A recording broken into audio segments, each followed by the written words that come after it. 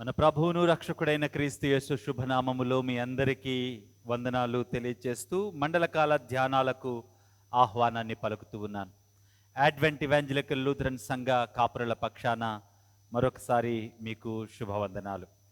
29వ రోజు కాపరి సంజయ్ గారు ప్యాషన్ ఆఫ్ క్రైస్ట్ని మీతో మాట్లాడారు.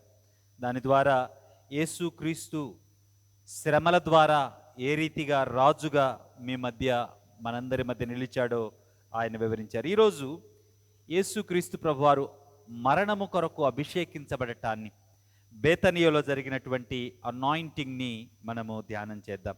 ఈరోజు మనకున్నటువంటి లేఖన భాగాలు యోహాను సువార్త 12వ అధ్యాయము 1 నుంచి 11 వచనాలు, నిర్గమకాండము 29వ అధ్యాయము 7వ వచనము మరియు 23వ సంకీర్తన.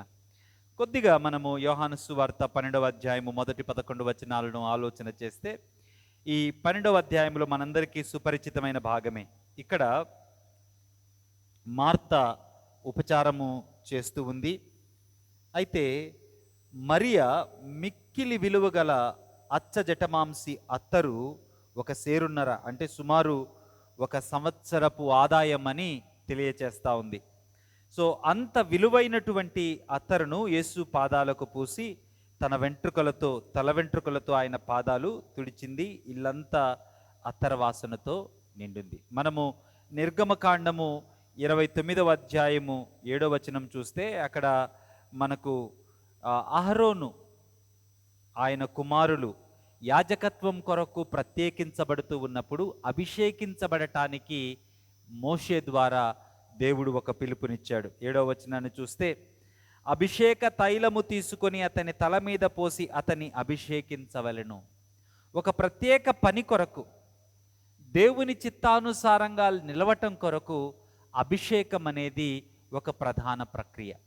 అభిషేకించబడే వ్యక్తి గౌరవించబడుతూ ఉన్నాడు, దేవుని పని కొరకు ప్రత్యేకపరచబడతా ఉన్నాడు, దేవుని పని చేయటానికి కావలసిన పరిశుద్ధాత్మ శక్తి నింపుదలను ఆ వ్యక్తి పొందుకుంటున్నాడు. అది అభిషేకానికి గుర్తు. ఇక్కడ యేసుక్రీస్తు ప్రభువారి తల మీద ఆమె వేయలేదు, కానీ ఆయన పాదాలకు ఆ అత్తరు పూసి ఆమె ఆయన పాదాలను తన తల వెంట్రుకలతో తుడుస్తూ ఉంది. ఇది యేసుక్రీస్తు ప్రభువారు అన్న మాట. నన్ను పాతిపెట్టు దినమునకు ఆమె దీన్ని ఉంచుకొననీయుడి, బీదలు ఎల్లప్పుడూ మీతో ఉన్నారు అని అంటూ ఆమె ఈ పని చేసింది ఎందుకు అంటే, నన్ను మరణానికి అప్పగించబోతూ ఉన్నారు, నా మరణానికి గుర్తుగా, నా భూస్థాపన కార్యక్రమానికి గుర్తుగా ఈమె ఈ కార్యక్రమాన్ని చేసింది. అంటే ముందు కలగబోతూ ఉన్న మరణ శ్రమలు, ఆయన అనుభవించబోతూ ఉన్న మరణము, శిలువ మరణము, ఆ అవమానము, పాపభారము ఆయన మీద మోపబడి దేవుని నుంచి వేరు చేయబడబోయే స్థితి, వీటన్నిటికీ గుర్తుగా ఆయన పూర్తిగా మరణించి భూమిలో పాతిపెట్టడానికి ఒక ముంగుర్తుగా ఈ అభిషేకాన్ని ఆమె చేస్తూ ఉంది. జ్ఞాపకము తెచ్చుకుంటే అభిషేకము దైవిక పని కొరకు ప్రత్యేకించబడిన వారికి చేసే ప్రక్రియ. మరణము అనే దైవిక పని కొరకు ప్రత్యేకించబడుతూ ఉన్న యేసుక్రీస్తు ప్రభువారిని ఈ అభిషేకము ద్వారా ఆమె ప్రత్యేకపరుస్తూ ఉంది, బలపరుస్తూ ఉంది. రానున్న కలగబోతూ ఉన్న మరణానికి ఆయనను సిద్ధపరుస్తూ ఉంది. కాబట్టి యేసుక్రీస్తు ప్రభువారి మరణము ఎంత పర్ఫెక్ట్గా, దేవుని యొక్క చిత్తానుసారంగా ప్రతి అంశము వాక్యాన్ని నెరవేరుస్తూ కొనసాగినటువంటిది. ఇక్కడ మనము గమనించవలసిన విషయం ఏంటి అంటే, ఒక శిష్యురాలుగా విలువైన అత్తరును తీసుకుని వచ్చి యేసుక్రీస్తు పాదాలను ఆమె తాకుతూ ఉంది. మరొక వైపు ఇస్కరియోతు యూదా అదే అత్తరు వైపు చూసి దీన్ని అమ్మి బీదలకు ఇయ్యొచ్చు కదా అని అంటూ ఉన్నాడు. ఇద్దరు యేసును వెంబడిస్తూ ఉన్నవారే, కానీ ఈ ఇద్దరు యేసును వెంబడించడంలో ఒక ప్రత్యేకమైన వ్యత్యాసం కనపడుతుంది. ఈమె హృదయపూర్వకముగా తనకున్న విలువైన వాటితో యేసును వెంబడిస్తూ ఉంది. యేసు కూడా అదే పని చేస్తూ ఉన్నాడు. తనకున్న విలువైన ప్రాణమును మనుషులందరినీ ప్రేమించి మనుషులందరి పక్షాన దేవుని చిత్తాన్ని చేయుటకు ఆ ప్రాణాన్ని దేవునికి అప్పగిస్తూ ఉన్నాడు. ఆయనను వెంబడిస్తూ ఉన్నటువంటి ఇరువు శిష్యులు మన ముందు కనపడుతూ ఉన్నారు. ఒకరు మరియా, మరొకరు ఇస్కరియోతు యూదా. ఆమె కూడా క్రీస్తును పోలి తన దగ్గర ఉన్న అతి విలువైన దాన్ని యేసు పాదాల దగ్గర పెట్టి ఆయనను వెంబడిస్తూ ఉంది. నీకంటే నాకు మరి ఏది ఎక్కువ కాదు అని ఆమె మాటలతో కాక క్రియలతో యేసు పాదాల దగ్గర చెప్తూ ఉంది. కానీ మరొక వైపు శిష్యుడుగా యేసుతో పాటు తిరిగిన వ్యక్తి, యేసుతో పాటు పాత్రలో చెయ్యి వేసిన వ్యక్తి, యేసుతో పాటు అనేక కార్యక్రమాలలో పాలు పంచుకున్న వ్యక్తి, యేసు బోధలను సూటిగా విన్న వ్యక్తి అంటూ ఉన్నాడు. యేసు యొక్క ఉద్దేశాలకు భిన్నంగా యేసును చంపటానికి ప్రణాళిక వేస్తూ కుయుక్తితో ఆయన ప్రక్కన నించున్న యూదా మరొక వైపు కనపడుతూ ఉన్నాడు. మన శిష్యరికం ఎలా ఉందో ఆలోచించుకునే ఒక సమయము, సందర్భం ఇది. ఆ మరియ వలె విలువైన వాటిని తీసుకొని త్యాగపూరితంగా యేసు పాదాల దగ్గరకు వస్తూ ఉన్నామా? కుయుక్తులతో, స్వార్థ చింతనతో దేవుని సన్నిధికి వస్తే నాకేం కలుగుతుంది, నాకేమి లాభం అని దేవుని సన్నిధిని మనం ఆశ్రయిస్తూ ఉన్నామా? మన శిష్యరికం, మనము యేసును వెంబడించుటలో మన ఉద్దేశం ఏంటో ఈ ఉదయకాలములో పరిశీలించుకోవలసిన బాధ్యత మీ మీద ఉంది. అయితే జ్ఞాపకం ఉంచుకోనండి, యేసుక్రీస్తు ప్రభువారు అభిషేకించబడ్డారు మరణము కొరకు. యేసుక్రీస్తు ప్రభువారు అభిషేకించబడ్డారు భూస్థాపన కొరకు. ఆయన ఎన్నోసార్లు, ప్రభువా నీ చిత్తమైతే ఈ పాత్రను నా యొద్ద నుంచి తొలగించు. ఆయన వ్యాకులపడ్డాడు, చెమట రక్తముగా కారునంతగా ఆయన విలపించాడు. అయితే ఈ అభిషేకము మరణానికి ఆయన్ని సిద్ధపరిచి, బలపరిచి ఆయనను మరణపు కొయ్య మీదకు తీసుకొని వెళ్ళింది. గుర్తుంచుకోనండి, దేవుని కొరకు మనము యథార్థంగా మనకున్న వాటితో త్యాగపూరితంగా నిలిచినప్పుడు అది మరణకరమైనటువంటి సమస్య అయినా సరే, కీర్తనాకారుడు 23వ సంకీర్తనలో చెప్పినట్లు, శాంతికరమైన జలముల యొద్దకు నీవు నన్ను నడిపిస్తావు, నీవు నా కాపరివి, పచ్చికలో నేను పరుండుతాను. సమాధానము, నీ దుడ్డుకర్ర, నీ దండము. ఎలాంటి సమయాలలో? గాఢాంధకారపు లోయలలో నేను సంచరించినను ఏ అపాయమునకు నేను భయపడను.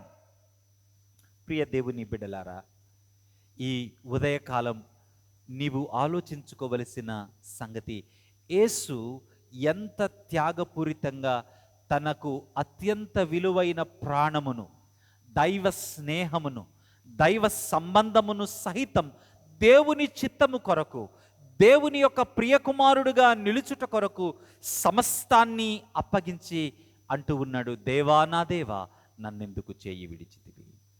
భూస్థాపన కొరకు సిద్ధపడి మరణానికి అడుగులు వేస్తూ ఉన్న యేసు, ఆయనను వెంబడిస్తూ ఉన్న మరియ మరొక వైపు తన దగ్గర ఉన్న అత్యంత విలువైన దాన్ని యేసు పాదాల దగ్గర పెట్టి, యేసు నీకంటే నాకు ఎవరు ఎక్కువ కాదు అని ఆయన పాదాలను చేరిన మరియ మరొక వైపు. ఈ త్రోవలో మనం ఉన్నామా? లేకుంటే కుయుక్తితో, కపటముతో, పన్నాగాలతో యేసును చేరి యేసును అప్పగించటానికి ఉన్నటువంటి ఇస్కరియోతు యూదా వలె దేవుని సన్నిధిలో, దేవుని ప్రేమిస్తూ, దేవుని సంఘములో కుయుక్తులతో ఒకవేళ నీ బ్రతుకును నడుపుకుంటున్నావేమో, యూదా యొక్క త్రోవలో ఉన్నావేమో ఆలోచించుకోవాలి. ఒకవేళ యేసు వలె, మరియ వలె ఉంటే, ఇదిగో ఆయన నీ కాపరి. శాంతికరమైన జలముల యొద్ద, పచ్చిక గల చోట్ల ఆయన నిన్ను నడిపించడమే కాదు, సమాధాన సంతోషాలను అనుగ్రహించడమే కాదు, ఆయన దుడ్డుకర్ర, ఆయన దండము నిన్ను ఆదరిస్తాయి. ఎలాంటి సమయాలలో? గాఢాంధకారపు లోయలలో, మరణకరమైన లోయలలో, భూస్థాపన వంటి గాఢాంధకారములో నీవు చేరినప్పటికీ ఆయన నీకు తోడు, ఆయన నిన్ను ఆదరిస్తాడు. ఎంతగా ఆదరిస్తాడంటే, చిరకాలపు యెహోవా మందిరముతో, అనుభవముతో ఆయన నిన్ను ఆదరిస్తాడు. నీ గిన్నె నిండి పొర్లే అనుభవముతో. ఎలాంటి సందర్భములో? గాఢాంధకారపు లోయ వంటి సందర్భము సైతము నిండే పొరిలించగల అనుభవాన్ని దేవుడు నీకు ఇవ్వగలుగుతాడు. అయితే దేన్ని నీవు కోరుకుంటున్నావో, ఏ మార్గములో నీవు నిలుచున్నావో ఆలోచించుకోవాలి. నీ కోరికను పరిశీలించుకోవాలి. ఈ ఉదయకాలం ఆ పని చేస్తావా? యేసుక్రీస్తును పోలి, మరియను పోలి వారి త్రోవలో ఉన్నావా?